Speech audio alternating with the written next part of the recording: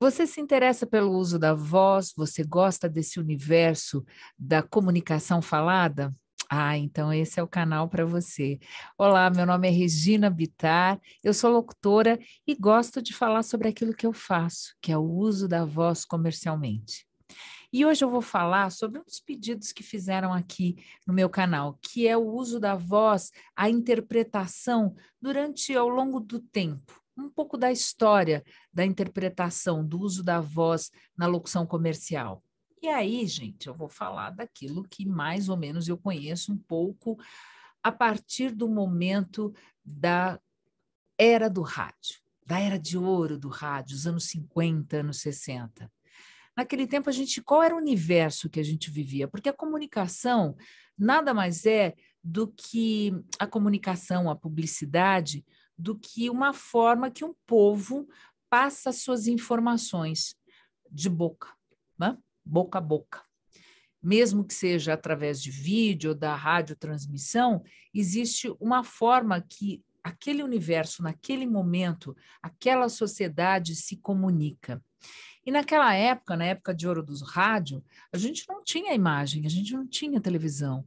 Então, a voz que era transmitida diariamente num mundo que era como? Formal.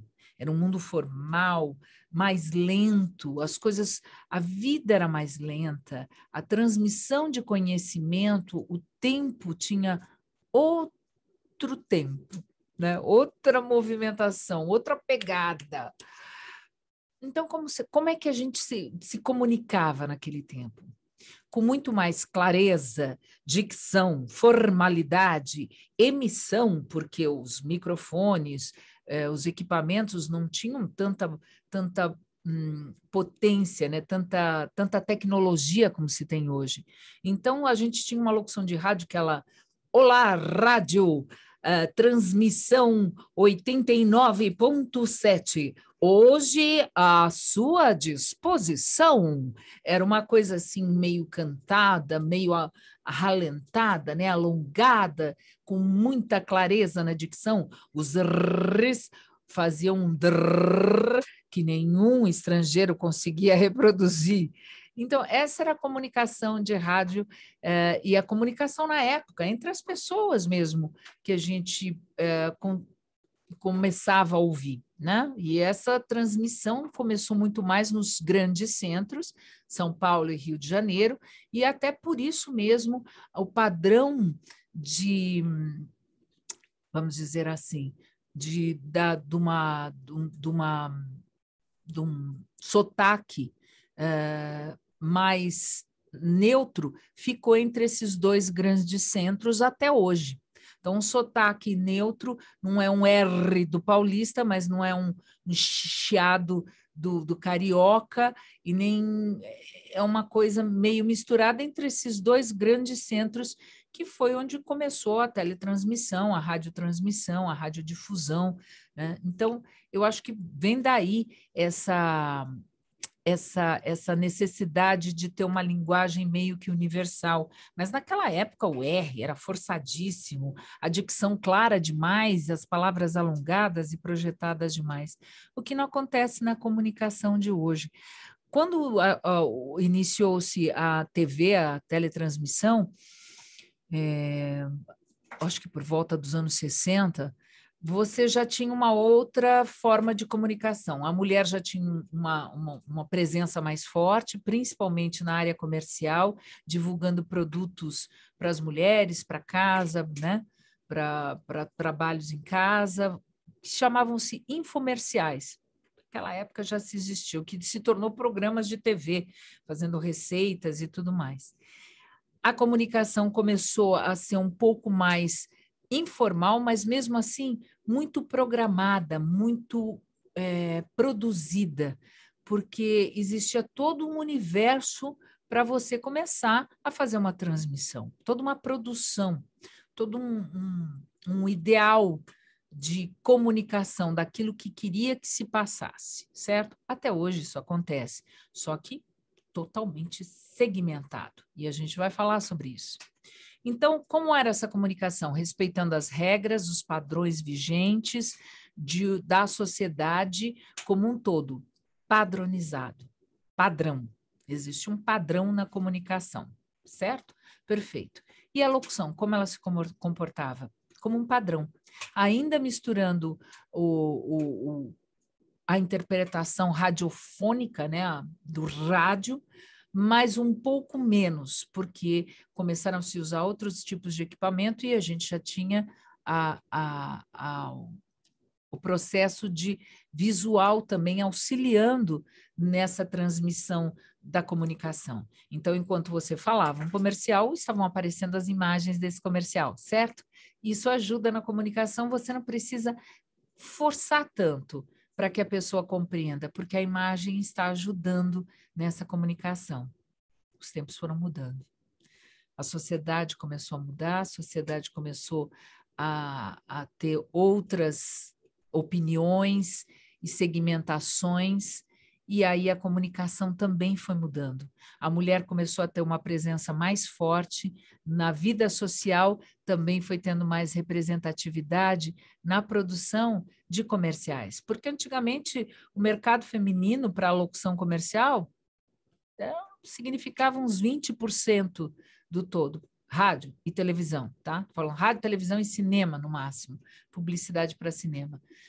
A voz feminina era usada na hora que não se tinha verba, era uma voz mais barata, o que não acontece hoje, graças a Deus, e também quando se eram produtos femininos ou se usava da sensualidade. Eram 3 fatores que falavam, isso é voz feminina. Hoje não. Hoje a mulher está tão inserida na sociedade, hoje ela tem uma presença tão forte, tão marcante, ela é líder de empresa, ela é líder, ela é a que comanda a casa, que decide muitas vezes as compras, principalmente de materiais duráveis, como carro, como casa, não só como os bens de consumo imediato, como alimentação e etc. Então, se descobriu um outro universo. Hoje, a presença da voz feminina está em compra de carro, em comerciais de carro, de bancos. O foco é o universo feminino. Nós somos, inclusive, a maioria, né, dos consumidores no Brasil. E isso trouxe um universo totalmente diferente, muito mais emotivo, muito mais coloquial. A mulher não quer ser sensualizada o tempo inteiro, apesar de ser sensual, gostar da sensualidade, ela não quer ser sensualizada o tempo inteiro. E aí a gente já está falando de uma interpretação muito mais atual. Por quê? Se você for ver na época dos anos 80 e 90, você tinha essa sensualização maior na locução, uma feminilidade cordial, submissa e sensual, muito mais em todo tipo de locução. Hoje não. Hoje você vê uma mulher falando com poder, uma mulher falando normal. Aliás, qualquer comunicação, tanto feminina quanto masculina, hoje ela tem que ser normal. E por que isso ocorreu? Gente, se a gente parar para pensar, desde que inventaram o celular, hoje todo mundo é produtor de conteúdo, todo mundo fala, todo mundo abre câmera e fala o que quiser, a hora que quiser, está no banheiro. Então, e é isso que a gente quer verdade, a gente quer gente como a gente quer falar, a gente não quer alguém fazendo uma produção, ligue câmera, ação, né? Não é isso que a gente quer. A gente não quer um discurso programado mais, a gente não está acostumado com um discurso programado. A gente está acostumado hoje com o erro, com o impensado, o improvável, o incerto. O que vai acontecer? Ela ligou a câmera e o Nick está aqui embaixo, meu cachorrinho, e ele está fazendo barulho, e eu não consigo tirar ele daqui de casa. Enfim, é isso que a gente quer, dessa coisa que pode acontecer a qualquer momento. É isso que atrai a gente. Então, a interpretação também tem que ser assim, única, sua, verdadeira, né? Eu acho que isso